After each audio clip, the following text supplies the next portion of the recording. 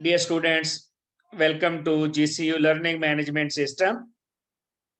Dear students, हम chapter 5 पढ़ रहे हैं जिसमें आज हम दो टॉपिक डिस्कस करेंगे, रदरफोर्ड्स एटॉमिक मॉडल और प्लैंक्स क्वांटम थ्योरी। सबसे पहले देख लेते हैं Rutherford's atomic model. Lord Rutherford जिसने न्यूक्लियस डिस्कवर किया, एक्चुअली 1911 में ये अल्फा पार्टिकल्स की स्कैटरिंग डिस्कस कर रहा था, स्टडी कर रहा था। अल्फा पार्टिकल का सोर्स था radio active metals like radium और पोलोनियम। रेडियम या पोलोनियम से अल्फा पार्टिकल्स एमिट हो रहे थे। ये अल्फा पार्टिकल्स की स्कैटरिंग को स्टडी कर रहा था कि किसी भी एटम से जब अल्फा पार्टिकल किसी भी एटम पर बम्बार्ड करते हैं तो वो किस तरह से स्कैटर होते हैं। तो एक्सीडेंटली अल्फा पार्टिकल की स्कैटरिंग में ही इसने न्यूक्लियस डिस्कवर कर दिया। एक्चुअली न्यूक्लियस की डिस्कवरी एक्सीडेंटल है। अगर हम इसका एक्सपेरिमेंट देख लें तो अल्फा पार्टिकल का सोर्स रेडियम या पोलोनियम है और जो हमारे पास टारगेट है वो गोल्ड फॉयल है 0.00004 सेंटीमीटर। अब इसने जब एक्सपेरिमेंट किया अल्फा पार्टिकल की बम्बार्डमेंट की गोल्ड फॉयल पर, तो इसने देखा most of the particles went undeflected. Actually किया क्या था, इसने गोल्ड जो फॉयल था उसको इस तरह से रैप कर दिया था फोटोग्राफिक प्लेट से, और फोटोग्राफिक जो प्लेट थी इस पर कोटिंग की हुई थी जिंक सल्फाइड की। इसने देखा कि फोटोग्राफिक प्लेट पर ज्यादातर पार्टिकल, ज्यादातर लाइंस जो अपीयर हो रही थी वो बिल्कुल सामने वाले पार्ट पर हो रही थी, क्योंकि जहां जहां अल्फा पार्टिकल स्ट्राइक करते जाएंगे वहां वहां लाइंस अपीयर होती जाएंगी। तो इसने कहा ज्यादातर जो लाइंस जो के सामने आ रही थी, इसका मतलब है ज्यादातर पार्टिकल अनडिफ्लेक्टेड गुजर रहे थे। कुछ पार्टिकल जो थे वो लार्ज एंगल से भी डिफ्लेक्ट हुए, लार्जली डिफ्लेक्टेड थे। उनमें से सबसे ज्यादा सरप्राइजिंग जो था वो रदरफोर्ड के लिए वो पार्टिकल था जो 180 डिग्री से वापस आ गया था, जो फोटोग्राफिक प्लेट पर इस जगह पर लाइन अपीयर हो रही थी। इसने देखा कि हर 20,000 में से, हर 20,000 में से एक पार्टिकल ऐसा था जो 180 डिग्री एंगल से डिफ्लेक्ट होकर वापस आ रहा था।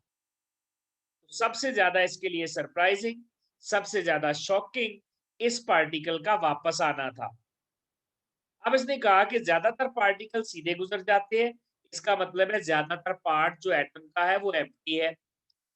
लेकिन एक पार्टिकल स्ट्राइक करके वापस आया 180 डिग्री से, इसका मतलब है अल्फा पार्टिकल के सामने जरूर कोई पॉजिटिव चार्ज वाला मैस आया है। तो इसने रिजल्ट ये निकाला कि एटम के सेंटर में कोई हैवी मैस मौजूद है इस पर है भी पॉजिटिव चार्ज। इसने उस हैवी मैस को न्यूक्लियस का नाम दिया। याद रखिएगा, न्यूक्लियस का लफ्जी मतलब होता है सेंटर। तो इसने कहा सेंटर में है, जो कि इसलिए न्यूक्लियस कह देते हैं। और इस न्यूक्लियस पर पॉजिटिव चार्ज है। क्यों? इतने थिन फॉयल में से अल्फा पार्टिकल उसी सूरत वापस आ सकता है जब उसके सामने पॉजिटिव चार्ज आएगा। और साथ इसने ये भी कहा कि ये बड़ा डेंस है, जो पॉजिटिव पार्ट वाला जो पार्ट है पॉजिटिव चार्ज वाला, ये बड़ा डेंस भी है। और इसका एटम का सारा जो मैस है वो इस पॉजिटिव पार्ट वाले हिस्से में यानी न्यूक्लियस में है। रदरफोर्ड ने यह भी कहा कि जो किसी भी एटम के इलेक्ट्रॉन है ये स्टेशनरी नहीं हो सकते, क्योंकि अगर ये स्टेशनरी होंगे they will be attracted by the nucleus and ultimately fall into it. इसने कहा कि इलेक्ट्रॉन रिवॉल्व करते रहते हैं around the nucleus in closed orbits, और इस अट्रैक्शन को बैलेंस किए हुए है सेंट्रीपिटल फोर्स और न्यूक्लियर फोर्स। न्यूक्लियर फोर्स इसको अपनी तरफ खींच के रखती है, सेंटर की तरफ खींच के रखती है। और सेंट्री जो फ्यूगल फोर्स है, सॉरी सेंट्रीपिटल फोर्स तो न्यूक्लियर फोर्स है, सेंट्रीफ्यूगल फोर्स इसको अवे लेके जाती है। सेंट्रीफ्यूगल फोर्स इसको अवे लेके जाएगी और न्यूक्लियर फोर्स जो कि सेंट्रीपिटल फोर्स है उसको अंदर की तरफ खींचेगी। और ये इस तरह जब दोनों फोर्सेस बैलेंस हो जाएंगी तो ये रिवॉल्व करता रहेगा। अब रदरफोर्ड मॉडल के डिफेक्ट्स। रदरफोर्ड ने जो अपना मॉडल दिया था, इसने कहा था ये प्लैनेटरी मॉडल है, ये सोलर सिस्टम की तरह है, जैसे सन है और उसके इर्द-गिर्द जो प्लैनेट्स है वो रिवॉल्व कर रहे हैं। इसी तरह इसने कहा एटम में सेंटर में न्यूक्लियस है और उसके इर्द-गिर्द इलेक्ट्रॉन रिवॉल्व कर रहे हैं। लेकिन इसका डिफेक्ट क्या था? इसने कहा कि जो रेडियस है एटम का वो स्मॉलर और स्मॉलर होता जाता है, यानी इलेक्ट्रॉन रिवॉल्व करते हुए न्यूक्लियस के करीब आता जाता है और अगर इलेक्ट्रॉन न्यूक्लियस के करीब आता जाएगा एनर्जी रिलीज करते हुए, it will fall into the nucleus and atom will collapse. यानी इसके मॉडल का ड्रॉबैक ये था कि एटम जो है ये स्टेबल नहीं है। स्टेबल क्यों नहीं है? क्योंकि इसके मुताबिक वो जो है वो स्टेशनरी नहीं है। ये बात तो ठीक है, वो रिवॉल्व कर रहा है, लेकिन रिवॉल्व होने के साथ इसने क्या कहा, वो एनर्जी रिलीज कर रहा है। अगर वो एनर्जी रिलीज करेगा तो वो तो न्यूक्लियस के करीब आएगा, उसका रेडियस तो शॉर्ट होता जाएगा और जब वो न्यूक्लियस के करीब आएगा, electron will fall into the nucleus और एटम कोलैप्स कर जाएगा। एटम का जो मॉडल है वो स्टेबल है, नहीं रहेगा। ये इसका बड़ा ड्रॉबैक था कि इसने एटम की स्टेबिलिटी जो थी उसको जो है सही तरह से एक्सप्लेन नहीं किया।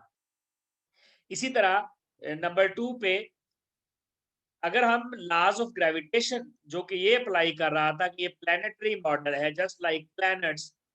प्लैनेट्स तो न्यूट्रल बॉडीज होते हैं, लॉज ऑफ ग्रेविटेशन और मोशन तो इजीली एक्सप्लेन हो सकते हैं उन पर, लेकिन प्रोटॉन और इलेक्ट्रॉन तो चार्ज पार्टिकल्स हैं, ये लॉज ऑफ ग्रेविटेशन और मोशन इन पर अप्लाई नहीं होंगे। ये दूसरा ड्रॉबैक था।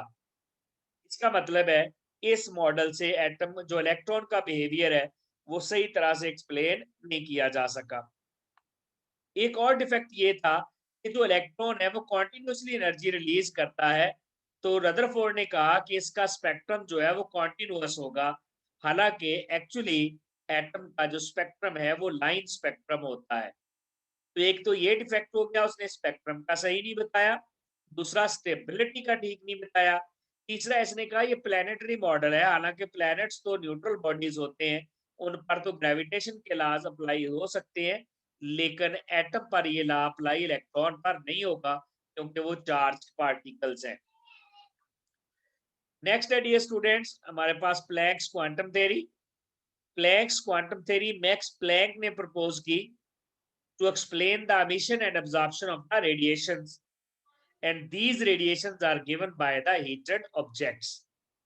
इसने रेडिएशंस की emission और absorption को एक्सप्लेन किया मैक्स प्लैंक ने 1900 में। अब इसकी थ्योरी के मुताबिक जो लाइट है या एनर्जी है ये ट्रेवल करती है in a discontinuous manner and is composed of small large number of tiny discrete units called quanta.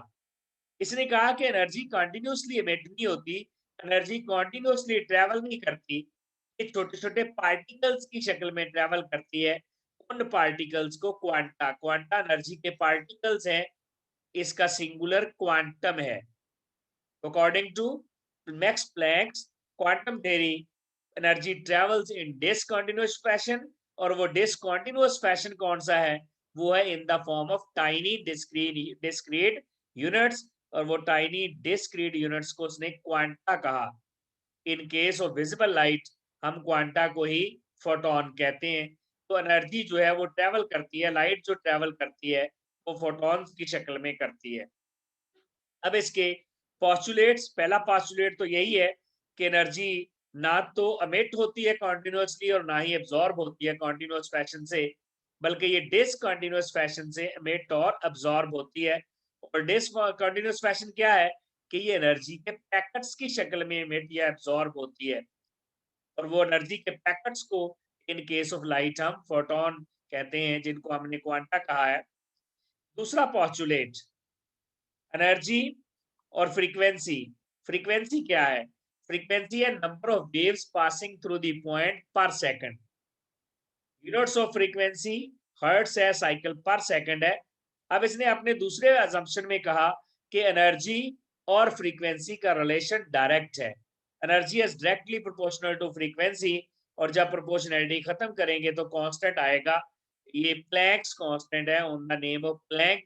इसकी वैल्यू क्या है 6.62 6×10⁻34 और इसके यूनिट्स हैं जूल सेकंड। यहाँ से आप निकाल सकते हैं एच की वैल्यू, एनर्जी ओवर फ्रीक्वेंसी करके एच निकल आएगा, एनर्जी जूल और फ्रीक्वेंसी सेकंड, ये पर सेकंड है तो ये जूल पर ये जूल सेकंड बन जाएगा फाइनली, पर सेकंड जब ऊपर आएगा। अगर हम इस तरह से इसको सॉल्व कर ले, ये हमारे पास एच है तो ये बन जाएगा एनर्जी ओवर आ जाएगा फ्रीक्वेंसी।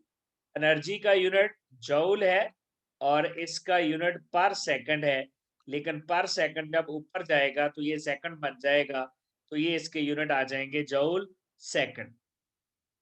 नेक्स्ट है हमारे पास तीसरा पास्टुलेट, थर्ड पास्टुलेट है इसका कि एक बॉडी जो है वो एनर्जी एमिट या एब्जॉर्ब करता है in the integral integral multiples of quantum. यानी प्लैंक्स इक्वेशन क्या है, E is equal to h nu, यहाँ हम n लगा देते हैं, n नंबर है 1 2 3, अगर n की वैल्यू 1 लगाएंगे तो ये आ जाएगा एच न्यू, यानी ये एक फोटोन की एनर्जी होगी। अगर हम यहाँ पर 2 लगा देंगे तो ये आ जाएगा 2h न्यू, यानी ये 2 फोटोन की एनर्जी होगी। और अगर हम यहाँ n की वैल्यू 3 लगा दें तो ये 3 फोटोन की एनर्जी हो जाएगी। याद रखिएगा ये n की वैल्यू हमेशा पॉजिटिव इंटीजर होगी, ये क्वांटाइज्ड वैल्यू है, ये कभी भी फ्रैक्शन में नहीं आएगी। यानी ऐसे नहीं होगा कि फोटोन हमारे पास 1.5 फोटॉन्स हो या 2.5 फोटॉन्स हो। फोटॉन्स जो हैं ये क्वांटाइज्ड हैं, ये 1 होगा, 2 होगा, 3 होगा, तो ये एनर्जी जो है ये इंटीग्रल मल्टीपल होगा ऑफ क्वांटम। नेक्स्ट असम्पशन है हमारे पास प्लैंक्स क्वांटम थ्योरी में चौथे वाला, वेवलेंथ। वेवलेंथ क्या है, distance between two adjacent crest स्टार ट्रफ, और इसका यूनिट क्या है, डिग्री एंगस्ट्रम या नैनोमीटर। फ्रीक्वेंसी और वेवलेंथ का रिलेशन इनवर्स है, frequency is inversely proportional to wavelength. और अगर हम प्रोपोर्शनैलिटी खत्म करेंगे तो यहाँ पर हमारे पास आ जाएगा constant c velocity of light. c जब हम प्रोपोर्शनैलिटी खत्म करेंगे तो ये आ जाएगा c ओवर वेवलेंथ, इस तरह से। अब अगर हम इसको प्लैंक्स इक्वेशन से रिलेट कर लें, प्लैंक्स इक्वेशन क्या है, E is equal to h frequency. अगर हम फ्रीक्वेंसी की यहाँ पर वैल्यू लगा दें c ओवर लैम्डा तो ये इक्वेशन बन जाएगी एच सी ओवर लैम्डा, ये वाली इक्वेशन हमारे पास फाइनल आ जाएगी जब हम फ्रीक्वेंसी की वैल्यू प्लैंक्स इक्वेशन में लगाएंगे। नेक्स्ट है हमारे पास फाइनल अजम्पशन जो कि वेव नंबर के बारे में है। वेव नंबर क्या है, number of waves per unit length. ये वेव लेंथ जो है ये वेव लेंथ का रेसिप्रोकल होता है। वेव लेंथ का यूनिट अगर सेंटीमीटर हो तो वेव नंबर का पर सेंटीमीटर, वेव लेंथ का मीटर हो तो वेव नंबर का पर मीटर आएगा। ये वेव लेंथ और वेव नंबर एक दूसरे के इनवर्स है। तो हमारे पास ये जो वेव नंबर है ये number of waves per unit length है, ये रेसिप्रोकल है वेव लेंथ का। तो हमारे पास जो फाइनल इक्वेशन आई थी लास्ट स्लाइड में, जो हमारे पास फाइनल इक्वेशन थी, E is equal to h c over lambda, हम उसको इस तरह से लिखते हैं एच सी 1 ओवर लैम्डा। अब 1 over lambda reciprocal of wavelength है, तो रेसिप्रोकल ऑफ वेवलेंथ क्या है, वेव नंबर, यानी वेव नंबर हम लिख के इस इक्वेशन को इस तरह भी लिख सकते हैं। याद रखिएगा एनर्जी का, फ्रीक्वेंसी का और वेव नंबर का आपस में रिलेशन डायरेक्ट है।